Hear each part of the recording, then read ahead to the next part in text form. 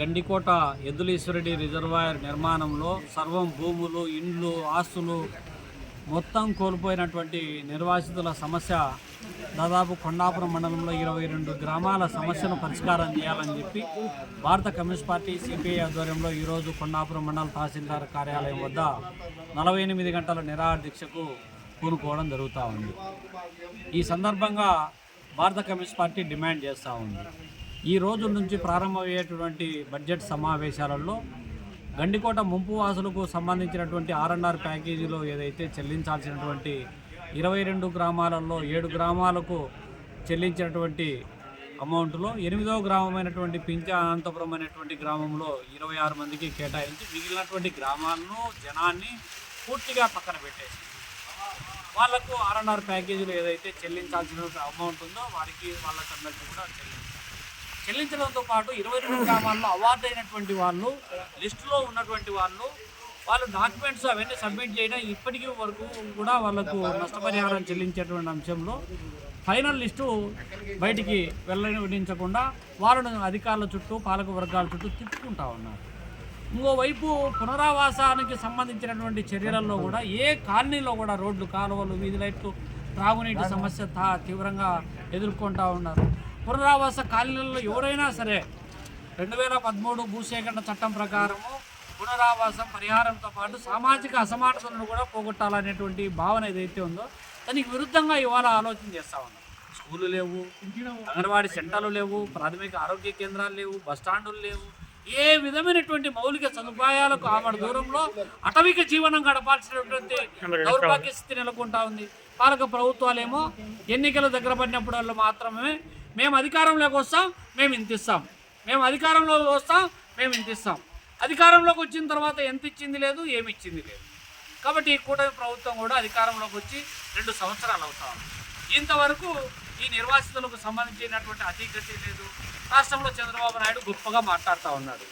అయ్యా, గోదావరి నదీ జలాలను వెనకచెర్లకు తీసుకొని వచ్చి రాయలసీమను సస్యశ్యామలం చేస్తానని చెప్పి గొప్పగా చెప్తా ఉన్నాం. 85,000 కోట్ల రూపాయలు ఖర్చు చేస్తానని చెప్పి చెబుతా ఉన్నాం. అయ్యా, 85,000 కోట్ల రూపాయలు అటుంచితే ఈ రాయలసీమలో ఉన్నటువంటి గాలేరు నగరి ప్రాజెక్టులో అంతర్భాగమైనటువంటి గండికోట ప్రాజెక్టు కడప జిల్లాకు గుండెకాయ లాంటిది. అటువంటి ప్రాజెక్టు నిర్మాణంలో నిర్వాసితులుగా ఉన్నటువంటి వాళ్లకు పరిహారం చెల్లించకుండా నువ్వు ప్రాజెక్టులు ఎట్లా పూర్తి చేస్తావు? పరిహారం చెల్లించకుండా నువ్వు ప్రాజెక్టులలో నీళ్లను ఏ విధంగా నింపగలుగుతావు? ప్రాజెక్టులకు నిధులు కేటాయించకుండా పంటకాలువల నిర్మాణం ఏ విధంగా చేయగలుగుతావు? కళ్ళ ముందరే గండికోటలో నీళ్లు ఉన్నప్పటికీ కూడా కొండాపురం గ్రామానికి సంబంధించినటువంటి ప్రజలకు ఎవరికి కూడా త్రాగునీరు కానీ సాగునీరు కానీ అందే వెసులుబాటు లేదు. వాళ్ళు అడుగుతూ ఉన్నారు, బెడుదూరు ప్రాజెక్టు ఎత్తిపోతల పథకం ద్వారా మా గ్రామాలకు ఒక 5,000 ఎకరాలకు నీళ్ళు ఇయ్యయ్యా అని అడుగుతూ ఉన్నారు. దాన్ని పట్టించుకోవు. భూములకు సంబంధించినటువంటి అన్నీ కోల్పోయినారు. ఇవాళ ఈ గ్రామాల వాళ్ళకు ఉపాధి ఏంటి? రోజువారీ జీవనం ఏంటి? వాళ్ళకు ఏమీ లేక ఇప్పుడు పిల్లలను చదివించుకోవడానికి, కుటుంబాన్ని పోషించుకోవడానికి వాళ్ళకు ఉన్నటువంటి 5 సెంట్లు 6 సెంట్ల స్థలంలోనే ఒక 2 సెంట్ల జాగాను ఎత్తిపెట్టుకొని దాంట్లో కనకాంబరాలు వేసుకొని పండించుకొని దాంట్లో పూలు గుట్టుకొని బతుకుంటా ఉన్నారు. కాబట్టి ప్రభుత్వానికి, పాలక వర్గాలకు, ఇక్కడ ఓట్లు పొందినటువంటి నాయకులకు మీకు ఉన్నటువంటి శ్రద్ధ, ఆలోచన, మీ వ్యక్తిగత ఆదాయాలను పెంచుకోవడంలో ఉన్నటువంటి శ్రద్ధ ఈ ప్రాంతంలో భూములు కోల్పోయినటువంటి నిర్వాసితుల పట్ల ఉండాల్సినటువంటి అవసరం, బాధ్యత ఇవాళ లేదా? పట్టమని 10 మందికి ఉపాధి అవకాశాలు కల్పించేటువంటి ఒక్క పరిశ్రమన్నా పెట్టగలిగినారా?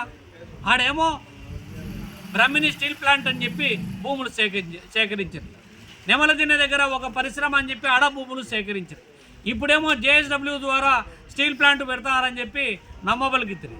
ఈ పరిశ్రమలో ఉన్న ఏమన్నా ఉపాధి అవకాశాలు వస్తాయంటే అవి కూడా అసలు ఆరంభ సూరత్వం తప్ప ఎక్కడే కానీ ఒక్క పరిశ్రమ కూడా పూర్తి చేసినటువంటిది లేదు. ఇక్కడ కనీసం ఇక్కడ ఉన్నటువంటి చదువుకున్నటువంటి నిరుద్యోగ యువతకు ఉపాధి కల్పించేటటువంటి పరిశ్రమ ఏర్పాటు చేయాల్సినటువంటి బాధ్యత పునరావాస చర్యలలో అంతర్భాగం కాదా? మనిషి జీవించే హక్కులో భాగమైనటువంటి రాజ్యాంగం కల్పించినటువంటి హక్కులో భాగం కాదా? రాజ్యాంగానికి సంబంధించినటువంటి ఈ హక్కులను అమలు చేయాల్సినటువంటి బాధ్యత అధికారులకు, అధికార పార్టీ నేతలకు లేదా? పైగా చంద్రబాబు నాయుడు పదే డబుల్ ఇంజిన్ సర్కార్ అని చెప్తున్నటువంటి పైన మనమే కింద మనమే ఏం చెప్పినా జరుగుతుంది అంటున్నావు.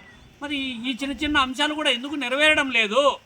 కాబట్టి మీరు కూటమి నేతలంతా కూడా కూడబలుక్కొని అధికారాన్ని పంచుకోవడంలో ఉన్నటువంటి శ్రద్ధ, ప్రజల సమస్యలు పరిష్కారం చేయడంలో ఎందుకు శ్రద్ధ చూపడం లేదు?